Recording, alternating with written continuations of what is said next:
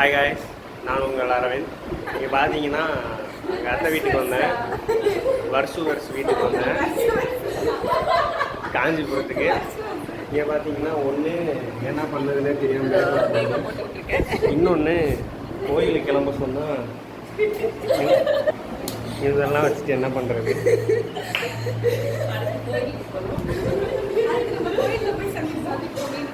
கோயிலில் பார்ப்போம். Welcome to வஷ்வஸ். எல்லோரும் வந்து ரெடி ஆகிட்டு டீ குடிச்சிட்டு அப்படியே வந்து கோவிலுக்கு வந்து கிளம்பிட்டோம். ஃபஸ்ட்டு வந்து எங்கே போயிருந்தோம்னா காமாட்சி அம்மன் கோவிலுக்கு தான் வந்து போயிருந்தோம். பீஸ்ஃபுல்லாக இருக்கலான்னு கோவிலுக்கு போனது.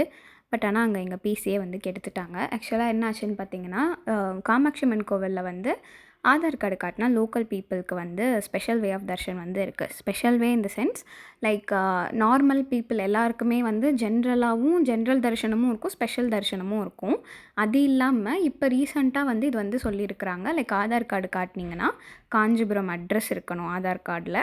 ஸோ அந்த மாதிரி நீங்கள் லோக்கல்னு வந்து ப்ரூவ் பண்ணுற இது இருந்துச்சு அப்படின்னா உங்களுக்கு செப்ரேட் வே இருக்குது. அந்த வேல போய்ட்டு நீங்கள் சீக்கிரமாக சாமி பார்த்துட்டு வந்துடலாம். ஓகேங்களா? ஸோ அதில் வந்து நாங்கள் ஆல்ரெடி ஆக்சஸ் பண்ணி போயிருக்கிறோம், 2-3 வாட்டி போயிருக்கிறோம். பட் இந்த டைம் என்ன பண்ணாங்க அப்படின்னா, இந்த டைம் டோட்டலாக அந்த வேலை எங்களை விடவே இல்லை. இதுதான் வந்து லோக்கல்ஸ்க்கான வழி அப்படின்னு சொல்லி வேறு ஒரு வழியை காட்டினாங்க. எங்களுக்கெல்லாம் செம்ம கோவம் வந்துருச்சு. லைக் ஒரு வாட்டி எப்படி ஒரு இது வந்து மாற்றுவீங்க அப்படின்னு சொல்லிட்டு நாங்கள் சண்டை போட ஆரம்பிச்சிட்டோம்.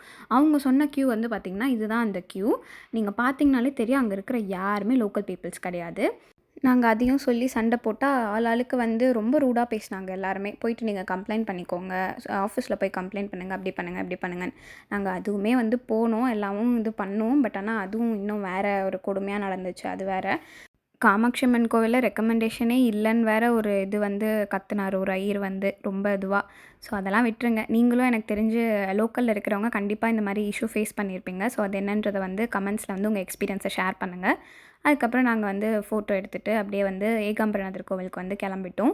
ஏகாம்பரநாதர் கோவிலில் வந்து இந்த வருஷம் தான் கும்பாபிஷேகம் முடிஞ்சு திருவிழா வந்து ஒரு ரொம்ப வருஷம் கழித்து நடத்துகிறாங்க. ஸோ நாங்கள் யூஸ்வலாக வந்து ஏகாம்பரநாதர் கோவில் திருவிழாவுக்கு தான் வந்து ரெகுலராக நாங்கள் போவோம். ஏன்னா எங்கள் வீட்டு பக்கத்துலேயே இருக்குது.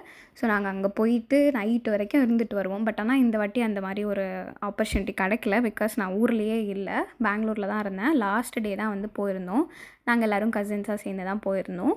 போயிட்டு அங்கே இருக்கிற கடையெல்லாம் வேடிக்கை பார்த்துட்டு அப்புறம் நாங்கள் அப்படியே ஒரு குட்டியாக ஒரு வீடியோ ஒன்று எடுத்துக்கிட்டு அப்படியே வந்து கோவிலுக்கு போனாலே வந்து முக்கியமாக இது ஸ்நாக்ஸ் சாப்பிட்ணும். அதுலேயும் முக்கியமாக கடலை சாப்பிட்ணும்.